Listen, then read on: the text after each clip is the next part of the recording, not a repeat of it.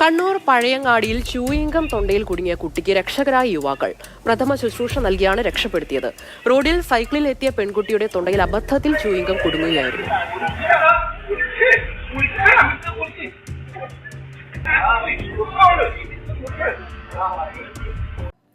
ഈ ഒരു വീഡിയോ കണ്ടില്ലേ? ഒരു കുട്ടി പെട്ടെന്ന് കുറച്ച് ചെറുപ്പക്കാരുടെ അടുത്തിട്ട് ഓടി വന്നിട്ട് വളരെ പരവേശത്തോടെ തൊണ്ടയിൽ എന്തോ കുടുങ്ങിയെന്ന് പറയുന്നു.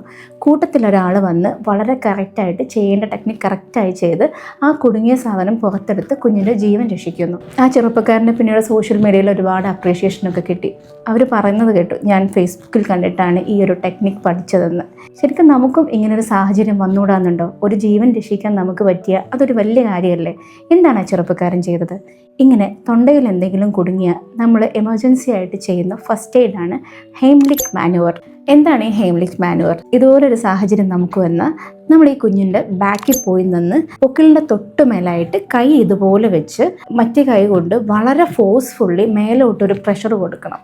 ഇങ്ങനെ കൊടുക്കുമ്പോൾ നമ്മുടെ ലങ്സിലുള്ള എയർ പെട്ടെന്ന് പുറത്തോട്ട് വരുമ്പോൾ ആ ഒരു ഫോഴ്സിൽ ഈ ഒരു ഫോറിൻ ബോഡി പുറത്തോട്ട് തള്ളാനുള്ള സാധ്യതയുണ്ട്.